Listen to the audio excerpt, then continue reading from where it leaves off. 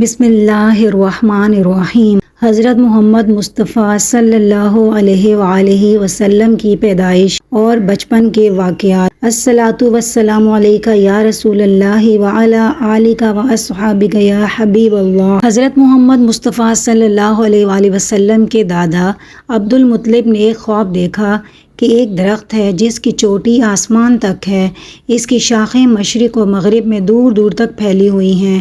یہ درخت سورج سے کئی گنا زیادہ روشن ہے۔ قریش کا ایک گروہ اس کی شاخوں سے لٹکا ہوا ہے، ایک دوسرا گروہ اس کی شاخوں کو کاٹنے کے لیے آگے بڑھتا ہے۔ اس گروہ کو قریش کا ایک خوبصورت جوان جس کے جسم سے خوشبو نکل رہی ہے مار مار کر بھگاتا ہے۔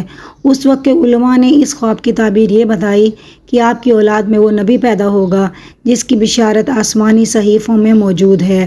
حضرت ابو طالب کہا کرتے تھے کہ میرے باپ نے مقدس خواب دیکھا تھا، خدا کی قسم وہ درخت محمد صلی اللہ علیہ وآلہ وسلم ہیں۔ حضرت عبد المطلب کے سب سے چھوٹے بیٹے عبداللہ یعنی حضرت محمد کے والد بہت نیک طبیعت کے مالک تھے۔ اپنے والد کی نظر ماننے اور اپنے بدلے 100 اونٹوں کی قربانی نے ان کو سب کی آنکھوں کا تارا بنا دیا تھا۔ وہ بہت صحت مند اور خوبصورت تھے، شعر بھی کہتے تھے جو بہت پسند کیے جاتے تھے۔ وہ بت پرست نہ تھے بلکہ ایک خدا کو مانتے تھے یعنی دین ابراہیمی پر قائم تھے۔ ان کی شادی قریش کی سب سے زیادہ قابل عزت خاتون حضرت آمنہ بنت وہب بنت عبد مناف بن زہرہ بن قصہ سے ہوئی۔ حضرت آمنہ ورقہ بن نوفل کی رشتے کی بہن تھیں۔ حضرت عبداللہ اور حضرت آمنہ عرب کے اعلیٰ ترین خاندانوں کے اعلیٰ ترین افراد تھے۔ ان کی شادی بڑی برکتوں والی تھی۔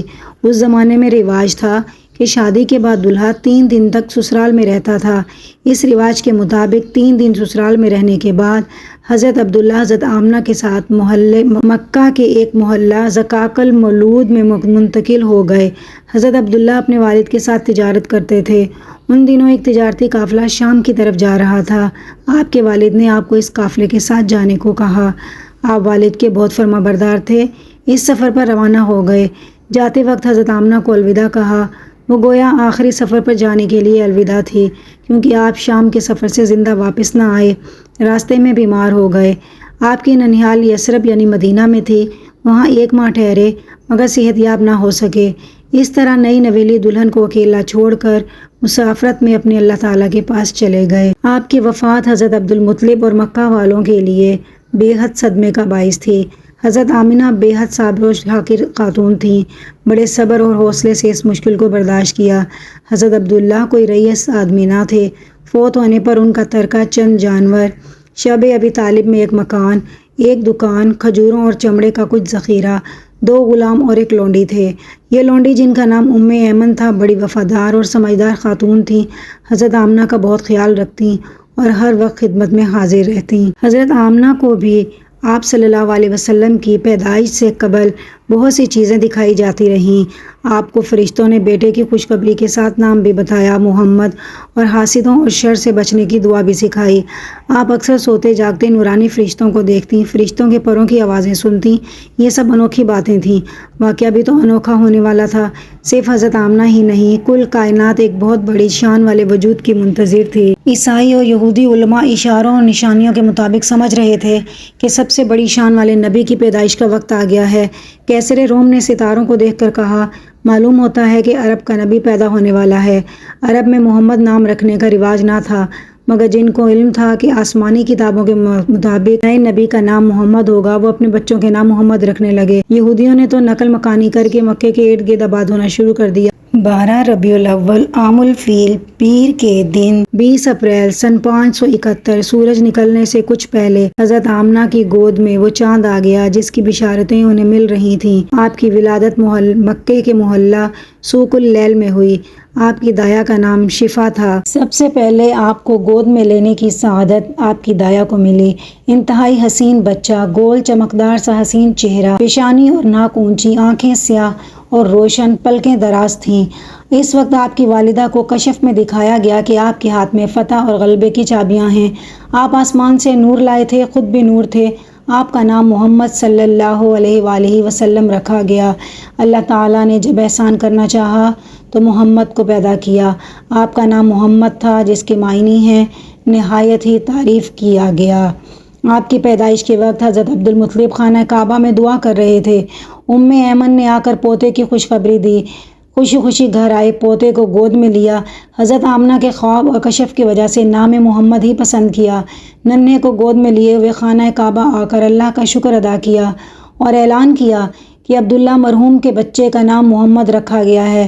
پھر واپس بچہ ماں کے سپرد کر دیا گیا۔ انہیں اس موقع پر اپنا بیٹا عبداللہ بہت یاد آیا۔ دنیا میں یوں بھی ہوتا ہے کہ اگر بیٹا فوت ہو گیا ہو تو دادا پوتے پر قبضہ کر لیتا ہے، مگر آپ نیک دل انسان تھے۔ آپ کے والد کی فوت ہو جانے کے بعد آپ کو آپ کی والدہ کے قبضے میں رہنے دیا اور کہا اس کے باپ کی جگہ مجھے ہی سمجھو، لیکن اس کی پرورش تم ہی کرو۔ کوئی تکلیف ہو یا کوئی ضرورت ہو تو مجھے بتاؤ، یہ نہ سمجھنا کہ اس کا باپ فوت ہو گیا۔ اس زمانے میں رواج تھا کہ اپنے چھوٹے بچوں کو صحراؤں میں آباد قبیلوں میں بھیج دیتے تاکہ وہاں کھلی ہوا میں بچوں کی صحت اچھی رہے، اچھی عربی سیکھیں، گفتگو کا سلیقہ آئے اور صحرائی بدو قبائل سے جفا کشی اور بہادری بھی سیکھ لیں۔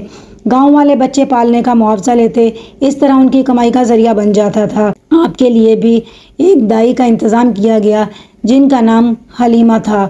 ان کو امیر گھرانے کا بچہ نہ ملا تو بجائے خالی ہاتھ واپس لوٹ جانے کے اس یتیم بچے کو لے جانا ہی بہتر سمجھا۔ ننھا بچہ ابھی 1 ماہ کا تھا جب دائی حلیمہ حضرت آمنہ کے گھر آئیں۔ 1 ماہ تک انہوں نے اپنی ماں کا دودھ پیا تھا۔ کچھ دن ابو لہب کی آزاد کردہ لونڈی صوبیہ کا دودھ بھی پیا۔ دائی حلیمہ نے بچے کو گود لینے کی درخواست کی۔ حضرت آمنہ نے درخواست قبول کر لی۔ وہ سمجھ گئی تھیں کہ اس بچے کو اتنے تذبذب کے بعد کیوں لیا گیا ہے، اس لیے دائی حلیمہ کو تسلی کے لیے انہیں بتایا کہ دیکھو، بظاہر تمہیں یہ بچہ ایک بیوہ عورت کا یتیم بچہ ملا ہے، لیکن یہ معمولی بچہ نہیں ہے۔ مجھے اللہ تعالیٰ نے بتایا ہے کہ یہ بڑی شان والا بچہ ہے۔ پھر بچے کو رخصت کرتے ہوئے دعا کی، میں اپنے بچے کو اللہ ذوالجلال کی پناہ میں دیتی ہوں، اس شر سے جو پہاڑوں میں پلتا ہے، یہاں تک کہ میں اسے اونٹ پر سوار دیکھوں اور دیکھ لوں کہ غلاموں اور درماندہ لوگوں کے ساتھ نیک سلوک اور احسان کرنے والا ہے۔ دائی حلیمہ ایک غریب عورت تھی۔ اس زمانے میں کافی عرصے سے بارشیں نہ ہونے کی وجہ سے خوراک کی چیزوں کی کمی تھی، گھاس بھی نہیں اگی تھی۔ وہ قبائل جن کا گزارا بھیڑ بکریاں پال کر ہوتا تھا بڑے پریشان تھے۔ بکریوں کا دودھ بھی خشک ہو گیا تھا۔ خوراک کم ہو تو ماں کا دودھ بھی کم ہو جاتا ہے۔ چنانچہ دائی حلیمہ کا جو بیٹا عبداللہ ان دنوں دودھ پیتا تھا وہ بھوکا رہتا تھا۔ جب واپسی کا سفر شروع ہوا تو دائی حلیمہ نے اپنے بیٹے عبداللہ اور ننھے محمد کو دودھ پلایا۔ دودھ اتنا زیادہ تھا کہ دونوں نے پیٹ بھر کر پیا تو وہ حیران رہ گئیں۔ پھر وہ اپنی مریل سی اونٹنی پر سوار ہوئیں تو وہ طاقتور جوان جانور کی طرح اترا اترا کر چلنے لگی اور سب سے آگے بڑھ گئی۔ گھر پہنچی تو اس بچے کی برکت سے خوراک کا کوئی مسئلہ نہ رہا۔ بکریاں خوب دودھ دینے لگیں۔ وہ سمجھ گئیں کہ حضرت آمنہ نے ٹھیک کہا تھا، یہ بچہ بہت ہی برکت والا ہے۔ یہیں پر آپ کے ساتھ شق صدر کا واقعہ پیش آیا۔ آپ اپنے رضائی بھائی عبداللہ کے ساتھ اپنے گھر کی بیک سائڈ پر بکریاں چرا رہے تھے۔ کوئی اور نہیں تھا۔ آپ کی عمر اندازاً 4 سال تھی۔ اچانک سفید کپڑے پہنے ہوئے 2 اجنبی آدمی برف سے بھرا ہوا برتن لے کے آئے، حضرت محمد کو زمین پر لٹایا اور سینہ کاٹ دیا۔ عبداللہ یہ دیکھ کر بے حد ڈر گیا، بھاگم بھاگ گھر پہنچا اور اپنے امی ابا کو بتایا کہ محمد کو کسی نے نعوذ باللہ قتل کر دیا ہے۔ حلیمہ اور حارث تیزی سے وہاں پہنچے، دیکھا تو وہاں کوئی بھی نہیں تھا اور محمد کچھ خوفزدہ سے کھڑے تھے، رنگ فک تھا۔ دونوں نے پیار سے سینے سے چمٹایا اور پیار بھرے لہجے میں پوچھا، بیٹا کیا بات ہوئی؟ تو ہمارے پیارے نبی نے معصوم انداز میں بات بتائی۔ 2 آدمی آئے تھے، سفید کپڑے پہنے ہوئے تھے، ان کے پاس سونے کا تشت تھا، اس میں برف تھی۔ وہ میرا سینہ کھول کر کچھ تلاش کر رہے تھے، پھر میرا دل نکال کر شگاف دیا اور اس میں سے ایک سیاہ ٹکڑا نکال کر پھینک دیا، پھر میرے سینے اور دل کو برف سے دھویا، یہاں تک کہ خوب پاک کر دیا۔ حلیمہ اور حارث نے ادھر ادھر دیکھا، کوئی آدمی نہ تھا، نہ خون نہ کوئی جسم کا حصہ باہر پھینکا ہوا نظر آیا۔ اللہ کا شکر ادا کیا کہ بچہ پرائی امانت بالکل صحیح ہے۔ فوراً فیصلہ کیا کہ آپ کو والدہ کے پاس چھوڑ آئیں گی۔ خدا جانے کیا واقعہ ہوا تھا، وہ ڈر گئیں کہ کہیں کچھ اور نہ ہو جائے، بہتر ہے کہ ماں کے حوالے کر دیا جائے۔ یہ واقعہ شق صدر کہلاتا ہے، یعنی سینہ چاک ہونے کا واقعہ۔ یہ واقعے میں ایک فرشتہ انسان کے روپ میں آیا اور آپ کے سینہ مبارک کو صاف کر کے گیا۔ پھر آپ اپنی والدہ کے ساتھ رہنے لگ گئے۔ دونوں بے حد خوش تھے۔ حضرت آمنہ اپنے بیٹے کو لے کر یثرب کی طرف روانہ ہوئیں۔ راستے میں اپنے شوہر کی قبر پر دعا کرنے کے لیے جانا تھا۔ آپ نے پروگرام بنایا کہ اس دفعہ اپنے پیارے بیٹے کو بھی لے جاؤں، وہ دونوں زیارت ایک ساتھ کریں گے۔ اس وقت آپ کی عمر 6 سال تھی۔ آپ اپنی والدہ اور ام ایمن کے ساتھ مکے سے سفر پر روانہ ہو گئے۔ مدینہ میں بنو نجار آپ کے رشتہ دار تھے۔ آپ وہاں ایک ماہ ٹھہرے، اپنے ہم عمروں میں خوب کھیلے کودے۔ یہیں پر آپ نے ایک تالاب میں تیرنا سیکھا، باپ کی قبر کی زیارت کی۔ واپسی میں مدینہ اور مکے کے درمیان سفر کے دوران رستے میں حضرت آمنہ شدید بیمار ہو گئیں۔ حالت خراب سے خراب تر ہونے لگی تو ان کو محسوس ہوا کہ اب نہیں بچ سکوں گی۔ اپنے پیارے بیٹے پر الوداعی نگاہیں ڈالیں اور باپ سے محروم بچے کی ماں نے اب بچے کو اللہ کے سپرد کر دیا۔ اے میرے بیٹے، تجھ پر اللہ اپنی برکتیں نازل فرمائے۔ مجھے یقین ہے اللہ تعالیٰ جو صاحب جلال اور صاحب اکرام ہے تجھے اپنے بندوں کی طرف مابعوث کرے گا۔ اور وفات پا گئیں۔ ماں کی وفات کے بعد آپ اپنے دادا حضرت عبدالمطلب کے ساتھ رہنے لگے۔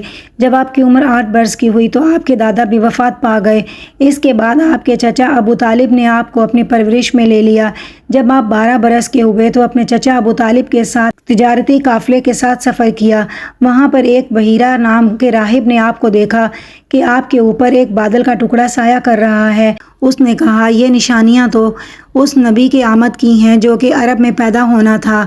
اس نے آپ کے چچا کو بولا کہ اس کو لے کر یہاں سے فوراً چلے جاؤ، ایسا نہ ہو کہ دشمن اس کو قتل کر دیں۔ میری ویڈیو اچھی لگی ہے تو پلیز اسے لائک اور شیئر کر دیں اور میرے چینل کو سبسکرائب کر دیں۔